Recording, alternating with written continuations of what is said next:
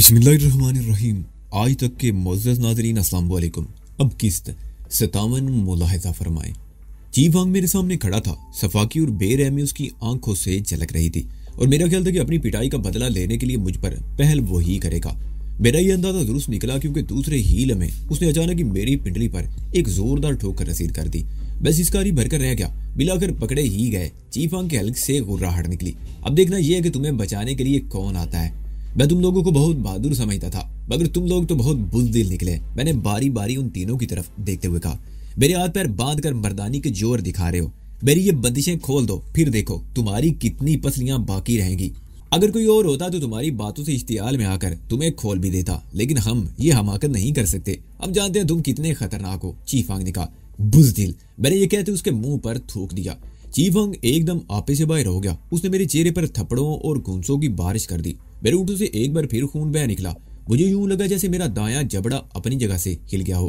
हाथ जरा हल्का रखो खोची फांग। करीब खड़े हुए दारा ने कहा, इससे पहले इसके बाप की डायरी के बारे में पूछना है, उसके बाद तुम इसके साथ जो चाहो कर लेना। चीफ वांग मुझे एक और घुंसा रसीद करते हुए पीछे हट गया। दारा ने किम और दूसरे आदमी को इशारा किया। वो दोनों मुझे खोलने लगे। मेरा ख्याल था कि वो कोई और हरबा इस्तेमाल करने जा रहे थे। मुझे कुर्सी से उठाकर बेड पर लिटा दिया गया। मेरे हाथ कमर से खोलकर बेड की पुष्ट पर पाइप से बांध दिए गए और पैर भी एक दूसरे से फासले पर बांध दिए गए। मैंने अपने आप को आने वाले अज़ियतनाक लम्हों के लिए तैयार कर लिया। दारा दरख्त से तोड़ी हुई एक शाख लेकर मेरे पैरों की तरफ खड़ा हो गया। ये शाख तकरीबन 1 इंच मोटी और बैद की तरह लचकदार थी। तुम अब तक मुझे जो नुकसान पहुंचा चुके हो उसका अंदाजा तुम्हें भी है। हमारे जो बंदे मारे गए वो इसके अलावा हैं, लेकिन मैं सब कुछ भूलने को तैयार हूँ, बशर्ते कि तुम अपने बाप की डायरी मेरे हवाले कर दो। दारा ने मेरे चेहरे पर नजरें जमाते हुए कहा, वो डायरी तो तुम्हें नहीं मिल सकती, इसलिए कि मैं उसके बारे में कुछ नहीं जानता। मैंने कहा, देखो वजदान, दारा बोला, वो डायरी तुम्हारी जान बचा सकती है। मैं वादा करता हूँ कि डायरी मिल जाने के बाद तुम्हें छोड़ दिया जाएगा। मैं पाकिस्तान वापस चला जाऊंगा और तुम यहाँ महाराज के पास रहकर ऐश करते रहना। पैडू वगैरह तुम्हारा कुछ नहीं बिगाड़ सकेंगे। वो तुमसे डरने लगा है। अगर हम तीनों उसके साथ ना होते तो वो महाराज जैसे आदमी से पंगा लेने की जुर्रत नहीं कर सकता था। हमारे जाने के बाद उसका सारा जोश व खरोश जाग की तरह बैठ जाएगा और ये भी मुमकिन है कि वो तुम्हें अपना गुरु तस्लीम कर ले। लेकिन ये सब कुछ उसी सूरत में मुमकिन है कि तुम वो डायरी मेरे हवाले कर दो। और ये बात भी जहन में रखो कि तुम्हें बचाने के लिए यहाँ आएगा कोई नहीं। थाई ने मास्टर उजन को बता दिया होगा कि हम तुम्हें उठाकर ले गए हैं, लेकिन वो जिंदगी भर हमें तलाश नहीं कर सकेंगे। मैं तुम्हें सोचने के लिए सिर्फ 1 मिनट दे रहा हूँ। इसके बाद भी तुम्हारा जवाब इनकार में हुआ तो मैं तुम्हारा वो हशर करूंगा जिसका तुम तसव्वुर भी नहीं कर सकते। तुम्हें 1 मिनट ही इंतजार करने की जरूरत नहीं। तुम जो करना चाहते हो कर लो, मैंने कहा।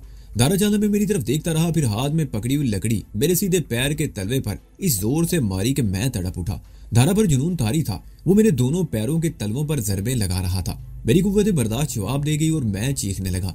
इसी दौरान में बाहर किसी गाड़ी के रुकने की आवाज सुनाई दी। दारा का हाथ रुक गया। वो खूनख्वार नजरों से मेरी तरफ देखने लगा। इस छड़ी से मैं न सिर्फ तुम्हारे पैरों की बल्कि पूरे जिस्म की खाल उधेड़ डालूंगा और तुमसे डायरी हासिल करके ही रहूंगा। उसकी आवाज बेड़िए की गुर्राहट से मुशाबा थी। वो किम की तरफ घूम गया। किम, देखो शायद चांग वगैरह आ गए हैं। अगर वो उन लड़कियों को ले आए हैं तो हमारा काम आसान हो जाएगा। किम सारी लाता हुआ बाहर निकल गया। उसकी वापसी तकरीबन 5 मिनट बाद हुई और उसके पीछे जानकी और लीजा को देखकर मेरा दिल उछलकर हल्क में आ गया। उन दोनों को मोटे शांग और एक दूसरे आदमी ने पिस्तौलों की जद पर ले रखा था। जानकी और लीजा के चेहरे धुआं थे, दोनों के बाल बिखरे हुए थे और लीजा के चेहरे पर 2-3 खराशें भी नजर आ रही थी, जबकि मोटे शांग की गर्दन और चेहरे पर भी खराशें थी, जिसका मतलब था कि जानकी वगैरह आसानी से इनके कब्जे में नहीं आई थी। जानकी और लीजा को देखकर मेरी रूह तक कांप उठी। मैं फौरन ही थाई के बारे में सोचने लगा, क्या वो होश में नहीं आई थी? क्या मास्टर रुचन वहां नहीं पहुंचा था? प्रसाद और पातम ने भी काटेज की खबर नहीं ली थी? और फिर अचानक मेरे जहन में एक और ख्याल उभरा, थाई जिंदा थी या? इसे आगे सोचते हुए मेरा दिल कांपने लगा। थाई की कनपटी पर लगने वाला दारा का वो घूंसा बहुत जोरदार था, जिससे वो तेवरा कर गिर गई थी। हो सकता है वो घूंसा जानलेवा साबित हुआ हो। मेरे दिमाग में इस वक्त तांदियां चलने लगी। थाई ने काटेज में दारा की सारी बातें सुननी थी। दारा ने उसके सामने जानकी और लीजा के बारे में बड़े गंदे ख्यालात का इजहार किया था। अगर थाई जिंदा थी और मास्टर उजन या प्रसाद वगैरह में से किसी ने उससे राब्ता किया था तो उसने जानकी वगैरह के बारे में क्यों नहीं बताया था? मुझे किसी सवाल का जवाब नहीं मिल रहा था। उसके बरक्स ये खौफनाक हकीकत मेरे सामने थी कि जानकी और लीजा भी इनके कब्जे में आ गई थी और इनके बारे में भी दारा के इरादे अच्छे नहीं थे। अब उसकी ये बात भी मेरी समझ में आ गई कि इसका काम किस तरह आसान हो जाएगा। हाँ तो मिस्टर वजदान, दारा मेरी तरफ मुतवज्जो हो गया। अपनी एक चहीती का अशर तो तुम काटेज में देख चुके हो, अब इनकी बारी है। अगर तुम इन्हें बचाना चाहते हो तो डायरी का पता बता दो। तुम्हारा इनकार इन दोनों की अजियतनाक मौत का बायस बन सकता है। उसके चेहरे की खबासत देखकर मुझे अंदाजा लगाने में देर ना लगी कि वो जो कुछ कह रहा है इस पर अमल करने में भी जरा तामिल नहीं करेगा। थाई के साथ जो कुछ हुआ था वो मैं अपनी आंखों से देख चुका था। जानकी और लीजा मुझे देखकर बदहवास हो गई। उन्हें सूरत-ए-हाल का अंदाजा लगाने में दुश्वारी पेश नहीं आई कि लीजा इन लोगों के बारे में ज्यादा नहीं जानती थी, लेकिन जानकी तो इनकी बर्बरियत से अच्छी तरह वाकिफ थी। उसे समझने में देर ना लगी कि दारा ने जो कुछ कहा था इसका मतलब क्या है। उसने थाई का अशर नहीं देखा था। अगर उसे मालूम होता कि थाई के साथ क्या हुआ है तो शायद इस मौके पर वो अपनी जबान बंद रखना ही पसंद करती। वजदान, हमारी परवाह मत करो, वो चीखी, तुम अपनी जबान मत खोलना। तुम्हारे लिए अगर मेरी जान भी चली जाए तो परवाह नहीं।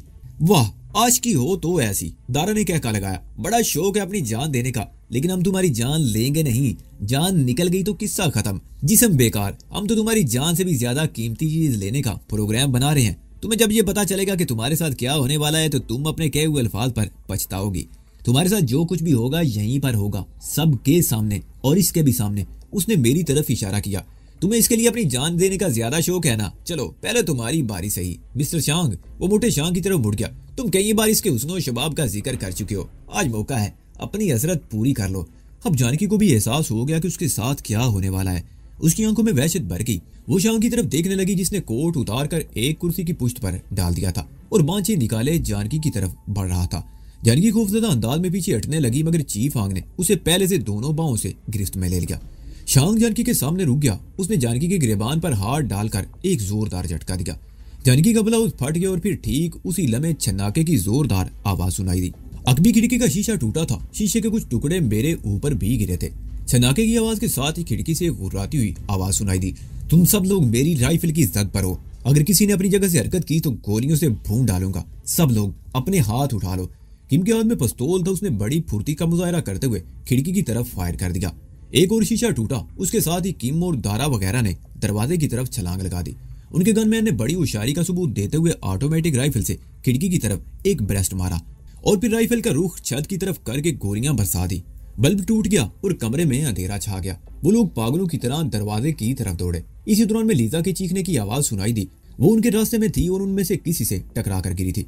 भागदौड़ अब उस कमरे के बाहर थी और फिर फायरिंग की आवाजें भी सुनाई देने लगी। बाहर फायरिंग की आवाजें सुनाई दे रही थी और कमरे की तारीकी में कुछ नजर नहीं आ रहा था। अचानक छन्नाके से एक और शीशा टूटा। उसके फौरन ही बाद कोई मेरे ऊपर गिरा।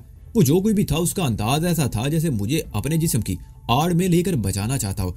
वो जानकी या लीजा में से कोई थी। उनके सिवा तीसरा कोई ऐसा नहीं था जो इस तरह अपनी जान खतरे में डालकर मुझे बचाने की कोशिश करता। ए, कौन है मेरे ऊपर? हटो, मेरा दम घुट रहा है। मैंने कहा, मैं हूँ लीजा। मेरे कान में सरगोशी सुनाई दी। दारा और उसके साथी उस तरफ फायरिंग कर रहे हैं। सामने वाली खिड़की के शीशे टूट चुके हैं और गोलियां दीवार पर लग रही हैं। मुझे हैरत हुई। लीजा से मेरी मुलाकात महज चंद रोजा थी। ज्यादा बेदुकल्फी भी नहीं थी, लेकिन मुझे बचाने के लिए उसने अपनी जिंदगी दांव पर लगा दी थी। मैं जिस बेड पर बंधा हुआ था वो दरवाजे के ऐन सामने था और दरवाजे से आने वाली कोई सीधी गोली मेरे ऊपर ऊंधी पड़ी हुई लीजा का खात्मा भी कर सकती थी। जानकी, कहाँ हो तुम? मैंने गर्दन घुमाकर तारीकी में घूरते हुए कहा। मैं यहाँ हूँ। जानकी की आवाज दाईं तरफ से सुनाई दी। फिर वो भी मेरे करीब आ गई। उसे पता चल गया था कि लीजा मुझे बचाने के लिए मेरे ऊपर लेट गई है। लीजा, इस पलंग को घसीट कर साइड में ले चलो, जानकी ने जल्दी से कहा। लीजा मेरे ऊपर से उठ गई और फिर उन दोनों ने बेड को घसीट कर बाईं तरफ वाली दीवार के करीब कर दिया। अब हम फायरिंग की जद में आने से महफूज हो गए। 15-20 मिनट तक फायरिंग होती रही और फिर बदतदरीज खामोशी छाती चली गई। चंद मिनट गुजर गए। गंभीर सन्नाटे में झींगरों की आवाजें बड़ा खौफनाक तासर दे रही थी और फिर झींगरों की इन आवाजों में खुश्क पत्तों के चिरमराने की आवाज सुनकर मैं चौंक गया। कोई मोहतात अंदाज में चलने की कोशिश कर रहा था और जमीन पर बिखरे हुए खुश्क पत्ते पैरों के नीचे आकर चिरमिरा रहे थे। बॉस, ये आवाज सुनकर मेरे दिमाग में झमाका हुआ। प्रसाद की आवाज पहचानने में हम में से किसी ने कोई गलती नहीं की थी। बॉस, कहाँ हो तुम? हम यहाँ हैं प्रसाद, इस कमरे में। जानकी चीखती हुई दरवाजे की तरफ लपकी। चंद मिनट बाद प्रसाद दरवाजे के सामने आ गया। वो अकेला नहीं था, उसके साथ एक और आदमी भी था। कमरे के बाहर बरामदे का बल्ब भी फायरिंग की जद में आकर टूट चुका था। प्रसाद जानकी के साथ कमरे में दाखिल हुआ और फिर उसने टार्च जला दी। तुम ठीक तो हो ना बॉस? वो मेरी तरफ देखते हुए बोला। वैसे मेरी नाक और ऊँटों से बहने वाले खून ने उसे बहुत कुछ बता दिया था। टार्च की रोशनी में पहले बेड की पुष्ट पर पाइप से बंधे हुए मेरे हाथ खोले गए, फिर प्रसाद मेरे पैर खोलने लगा और आखिर में मुझे सहारा देकर बेड पर बिठा दिया। तुम ठीक तो हो ना बॉस? ज्यादा गड़बड़ तो नहीं? वो बोला। नहीं, मैं बिल्कुल ठीक हूँ, मैंने कहा। लेकिन जब मैंने बेड से उतरने के लिए पैर जमीन पर रखे तो मेरे ऊँटों से करा निकल गई। क्या हुआ बॉस? प्रसाद ने पूछा। पैरों में तकलीफ है, उस कमबख्त दारा ने। मेरा जुमला मुकम्मल होने से पहले प्रसाद नीचे बैठ चुका था। उसने टार्च की रोशनी में मेरे पैरों के तलवों को देखा तो एक झटके से उठकर खड़ा हो गया। दायरा एक मरतबा मेरे हाथ लग जाए तो उसको दोनों पैर काट कर अपाज बना दूंगा, वो दांत कुछ खिंचाते हुए बोला। उसने टार्च लीजा के हाथ में थमा दी और मुझे गोद में उठा लिया। दूसरे कमरे में आकर उसने मुझे एक बेड पर बिठाया और एक बार फिर मेरे पैरों का मुआयना करने लगा। साथ ही वो कुछ बड़बड़ा रहा था। मैंने टांगे मोड़कर पैरों की तरफ देखा। तलवों की खाल नहीं फटी थी, अलबत्ता सुर्ख दारियां बनी हुई थी। अगर शांग वगैरह जानकी और लीजा को लेकर ना पहुंच जाते तो मेरे पैरों पर छड़ी से जरबें लगती रहती और फिर यकीनन खाल भी फट जाती। इस वक्त भी शदीद तकलीफ थी जिसे मैं जब्त किए हुए था। मास्टर कहाँ है? मैंने प्रसाद की तरफ देखते हुए पूछा। वो लोग उनके ताकुम में गए हैं, प्रसाद ने कहा। प्रसाद का साथी दरवाजे के बाहर बरामदे में खड़ा था। चंद मिनट बाद उसने अंदर की तरफ झांकते हुए बताया कि कुछ लोग आ रहे हैं। प्रसाद राइफल उठाकर तेजी से बाहर निकल गया। उसने दरवाजा भी बंद कर दिया। कमरे में बत्ती जल रही थी लेकिन दरवाजा बंद हो जाने से बरामदे में तारीकी होगी। कुछ ही देर बाद बाहर से कुछ आवाजें सुनाई दी और फिर प्रसाद ने दरवाजा खोल दिया। बासरूजन और पाथम अंदर दाखिल हुए। उनके साथ 3 आदमी और भी थे जो बाहर रुक गए। बासरूजन जानकी का फटा हुआ बलौद और लीजा की हालत देखकर समझ गया कि इनके साथ क्या होने वाला था। मुझे अफसोस है, हमें आने में देर हो गई जिससे तुम दोनों को ये तकलीफ उठानी पड़ी, बासरूजन ने कहा और फिर मेरी तरफ मुतवज्जो हो गया। तुम्हारी हालत बता रही है तुम्हें तशद्दुद का निशाना बनाया गया है। अभी इब्तिदा हुई थी। मैं अपने पैरों की तरफ इशारा करके मुस्कुराया। आपको कैसे पता चला कि मैं यहाँ हूँ और जानकी और लीजा को भी यहाँ लाया गया है? मैं रात 8 बजे प्रसाद और पाथम के साथ तुम लोगों से मिलने के लिए लीजा वाले कॉटेज में पहुंचा, मास्टरूचन कह रहा था। वहां की सूरत देखकर यह अंदाजा लगाना मुश्किल नहीं था कि मेरे आने से पहले वहां क्या कुछ हो चुका था। थाई भी होश पड़ी थी। वहां 2-3 जगहों पर खून के धब्बे भी नजर आए। थाई को होश में लाने की कोशिश करते हुए मैं तुम्हारे बारे में सोचता रहा। थाई ने होश में आने के बाद जो कुछ भी बताया वो मेरे लिए खासा तशवीशनाक था, लेकिन जानकी और लीजा के बारे में दारा के अज़ाइम जानकर मुझे किसी कदर इत्मीनान हुआ कि उम्मीद की एक मुहिम सी किरण अभी बाकी है। मैंने जानकी और लीजा को नहीं बताया बल्कि लीजा के मकान की निगरानी शुरू करा दी। मेरा एक आदमी लीजा के बंगले के करीब छुपा बैठा था और हम दूर एक कार में बैठे हुए थे। अंदेशा ये भी था कि वो लोग आज रात लीजा की कोठी की तरफ न आए। ऐसी सूरत में तुम्हारी जान को भी खतरा हो सकता था। वो रात भर तुम्हें तशद्दुद का निशाना बनाते और ये भी मुमकिन था कि खत्म ही कर देते, लेकिन हमारे लिए इंतजार करने के सिवा कोई चारा नहीं था। हमारे पास उनका कोई सुराग भी नहीं था। यही एक मुहिम सी उम्मीद थी। मैं दारा की फितरत से भी किसी हद तक वाकिफ हो चुका हूँ। वो नायत घटिया ज़हनियत का मालिक है। तुम्हारे सामने उसने साई के साथ जो कुछ किया वो उसकी ज़हनी पस्ती का सबूत है। मुझे यकीन था कि वो आज ही रात जानकी और लीजा को भी उठवाने की कोशिश करेगा ताकि इनके जरिए भी तुम पर दबाव डाल सके। थाई ने बताया था कि वो तुमसे कोई डायरी हासिल करना चाहता है। इस बात से भी मुझे उम्मीद थी कि डायरी का पता मालूम करने के लिए वो तुम्हें इस कदर ज्यादा तशद्दुद का निशाना नहीं बनाएगा जिससे तुम्हारी जान खतरे में पड़ जाए। हमारा इंतजार तूल भी खींच सकता था, लेकिन मुझे मायूसी नहीं हुई। 11 बजे के करीब एक कार लीजा के बंगले के सामने रुकी। गली उस वक्त सुनसान थी। कार से 2 आदमी उतरे। एक आदमी दीवार फांद कर अंदर चला गया, उसने गेट खोल दिया और दूसरा आदमी जो जरा भारी भरकम था उसके साथ अंदर दाखिल हुआ। कुछ ही देर बाद अंदर से किसी औरत के चीखने की आवाज सुनाई दी और फिर खामोशी छा गई। बंगले के करीब छुपा हुआ मेरा आदमी फौरन ही हमारे पास पहुंच गया। 4 मिनट बाद दारा के आदमी लीजा और जानकी को लेकर बंगले से बाहर निकले और उन्हें गाड़ी की पिछली सीट पर अपने दरमियान बिठा लिया। स्टीयरिंग के सामने एक तीसरा आदमी भी मौजूद था। उनके बैठते ही कार हरकत में आ गई। उनका ताकुब करने में मुझे खासी दुश्वारी पेश आई। अंदेशा था कि उन्हें ताकुब का शुबा ना हो जाए। मैंने अपनी गाड़ी की तमाम बत्तियां बुझा रखी थी। उनकी गाड़ी की टेल लाइट के सहारे ताकुब करता रहा। तारीकी में ना हमवार रास्तों पर यह काम खासा दुश्वार था, लेकिन मुझे नाकामी नहीं हुई। उनकी गाड़ी एक तंग से रास्ते पर मुड़ गई। मुझे समझने में देर न लगी कि वो किस तरफ जा रहे हैं। वहां से 20 मील आगे एक दूसरे से कुछ फासले पर 4 कॉटेज हैं और उनसे आगे गाड़ी का कोई भी रास्ता नहीं है। मैंने अपनी कार एक चट्टान के पीछे रोक ली और चट्टान पर चढ़कर उनकी गाड़ी को देखने लगा। वो गाड़ी मिलाकर एक जगह पर रुक गई। हमने चट्टान से उतरकर तेजी से रास्ता तय करते हुए उसका कॉटेज घेर लिया और मुझे अफसोस है हमें कुछ देर हो गई जिससे उन्हें जानकी पर हाथ डालने का मौका मिल गया। नहीं, आप लोग ऐन वक्त पर पहुंच गए। अगर 4 मिनट की ताखीर हो जाती तो सूरत-ए-हाल कुछ संगीन हो सकती थी, मैंने कहा। फिर थाई के बारे में पूछने लगा। वो अब महफूज जगह पर है और तुम्हारे बारे में परेशान है, मास्टरूजन ने कहा और इधर उधर देखने लगा। यार टेलीफोन मौजूद है। मैं उसे बता दूं कि अब परेशान होने की जरूरत नहीं।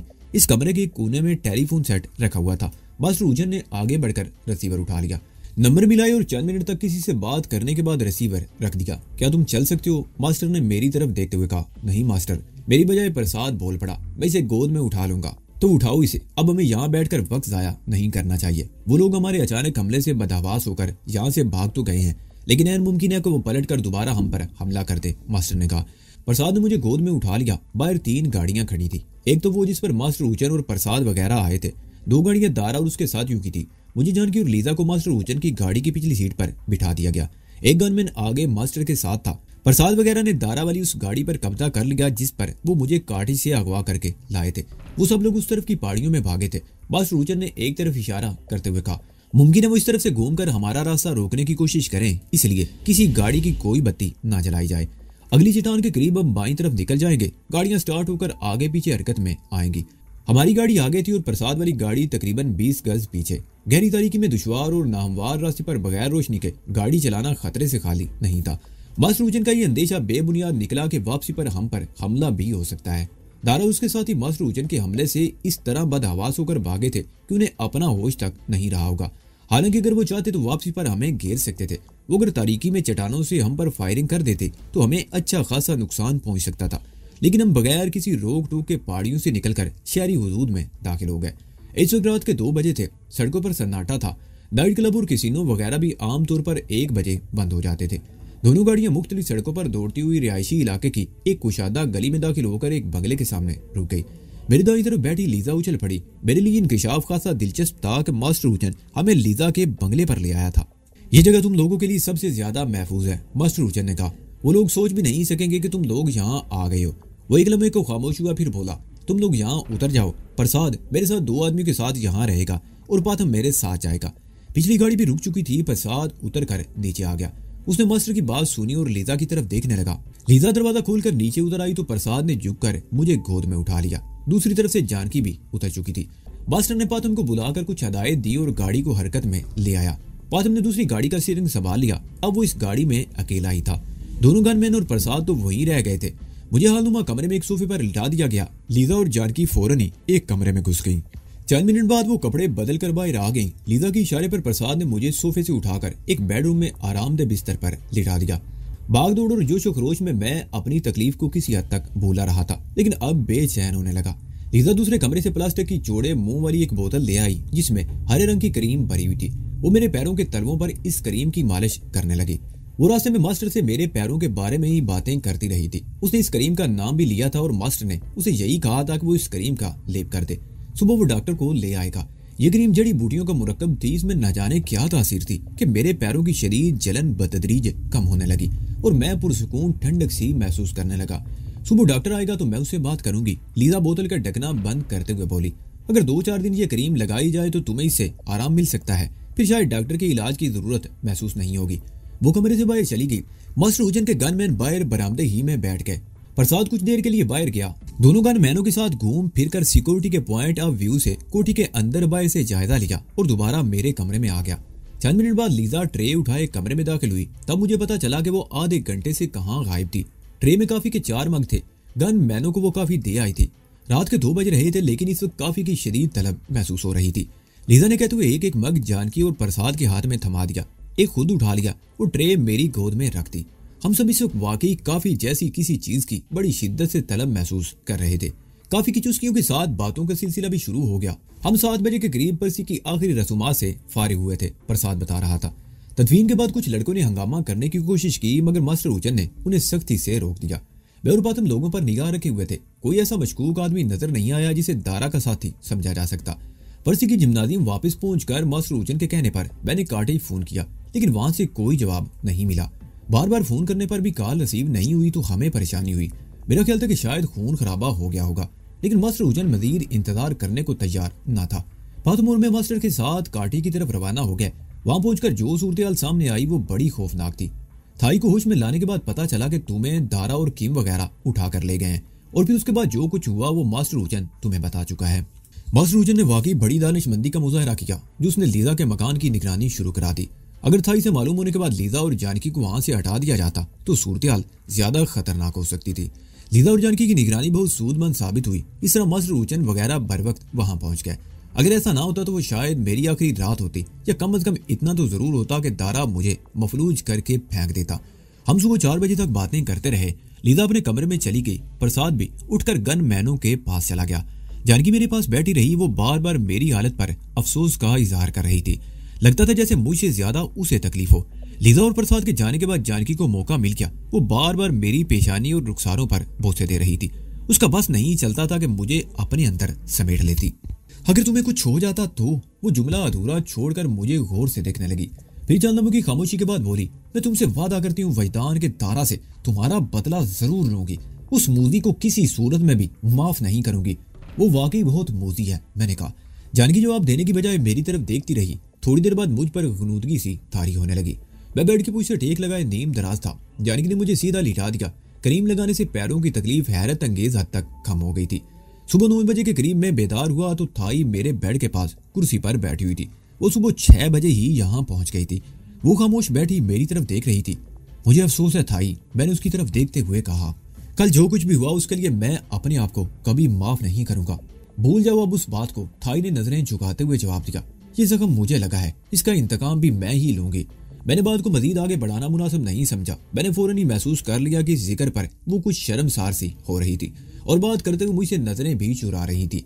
लीजा के आ जाने की वजह से मैंने मौजू बदल दिया। 10 बजे के करीब मास्टर उजन डॉक्टर को ले आया। उस वक्त तक लीजा मेरे पैरों पर वो करीम लगा चुकी थी। डॉक्टर यही करने वाला था। वो इन जड़ी बूटियों के बारे में जानता था जिनसे ये करीम तैयार की गई थी। बेहतरीन इलाज यही है, डॉक्टर ने कहा। मेरी इलाज की जरूरत नहीं। दिन में 2-3 मरतबा यही करीम लगाई जाए तो ज्यादा से ज्यादा 2-3 दिन में पैर बिल्कुल ठीक हो जाएंगे। डॉक्टर के जाने के बाद मास्टर उजन ने बताया कि दारा और उसके साथियों की तलाश शुरू कर दी गई है। पर्सी के सैकड़ों शागिर्द कुंचन बोरी की नवाई पहाड़ियों में फैल गए हैं। वो इन पहाड़ियों के चप्पे चप्पे से वाकिफ हैं। वो लोग 2-3 दिन में दारा और उसके साथियों का खोज निकाल लेंगे। कुंचनपुरी से बाहर जाने वाले तमाम रास्तों की निगरानी भी शुरू कर दी गई है। उनके बच निकलने के इम्कानात बहुत कम थे। इसमें शुबा नहीं कि महाराज के आदमी मेरी वजह से पहले भी दारा की तलाश में थे, लेकिन उस तक दारा से ज्यादा वो टाइगर वगैरह के निमटने के चक्कर में थे। लेकिन मुझे हैरत थी कि अब इतनी शदोमत से उसकी तलाश क्यों हो रही है। कुंचनपुरी आने के बाद फोन पर बात करते हुए भी मास्टर उजन ने कहा था कि मुझे यहाँ भेजने का मकसद ये था कि वो दारा को उसके बिल से बाहर निकालना चाहता है। इसका मतलब था कि मामला कुछ ज्यादा ही गंभीर था। 2-3 दिन गुजर गए। लीजा के मरन से मेरे पैर बड़ी हद तक ठीक हो गए। मैं कालीन पर आहिस्ता आहिस्ता चलने भी लगा था, लेकिन मुझे 1-2 रोज मजीद आराम की जरूरत थी। मैं इस दौरान में हालात से भी खबर नहीं रहा था। बाहर की तमाम खबरें मुझ तक पहुंच रही थी। मास्टर हुसैन ने जो शुरू किया था वो अभी जारी था। अखबारात भी इन वाकयात के बारे में मुसलसल खबरें छाप रहे थे। पर्सी के कत्ल और शहर के नवाब में वाकई काठीज में फायरिंग, आतिशज़दगी और कत्ल व गारत के बारे में खबरें नुमायां तौर पर छापी जा रही थी। अखबारात में मेरा नाम भी आ रहा था और पैडरू का भी। अखबारात आला हुकाम को कड़ी तनकीद का निशाना बना रहे थे कि अगर सूरत पर काबू ना पाया गया तो बैंकॉक की तरह इस पुरसुकून शहर का अमन भी तबाह हो जाएगा। हजारों की तादाद में आए हुए गैर मुल्की सियाह वापस चले जाएंगे और इस छोटे से शहर की मईशत तबाह हो जाएगी, क्योंकि यहाँ के लोगों की आमदनी का ज्यादातर इंहसार सियाहों की आमद पर था और ये सियाहत का सीजन था। इन हंगामों ने वाकई बड़ा बुरा असर डाला था। पहाड़ियों में कांटे जैसी जगहों पर थे जहाँ पुलिस की तरफ से हिफाजत का कोई बंदोबस्त नहीं था। ऐसी किसी इतला पर पुलिस पहुंच तो जाती, लेकिन बहुत देर में। जिन इलाकों में हमारे और दारा की पार्टी के दरमियान हंगामे हुए थे उन इलाकों में बहुत से सियाह कांटे छोड़कर शहर में होटलों और गेस्ट हाउसेज में मुंतकिल हो रहे थे। 3 दिन गुजर गए। पहाड़ियों में मेन हिंट इंसानों का शिकार जारी था, मगर दारा और उसके साथियों का कोई सुराग नहीं मिला था। बस रोचन के आदमियों ने शहर से बाहर जाने वाले तमाम रास्तों की नाकाबंदी कर रखी थी। उन्हें यकीन था कि दारा और उसके साथियों में से कोई भी शहर छोड़कर नहीं गया, मगर इस रिपोर्ट पर एतमाद इस तरह भी नहीं किया जा सकता था कि पहाड़ियों में ऐसे बेशुमार रास्ते मौजूद थे जहां से किसी की नजरों में आए बगैर सफर किया जा सकता था, और जाहिर ऐसे तमाम रास्तों की निगरानी नहीं की जा सकती थी। उस वक्त एक दिलचस्प इतला मिली। पुलिस के 3 लड़कों ने सोफन बोरी की तरफ जाने वाले रास्ते पर एक मशकूक आदमी को पकड़ा था। उस आदमी का जो लिया बताया गया था वो शांग से मिलता जुलता था।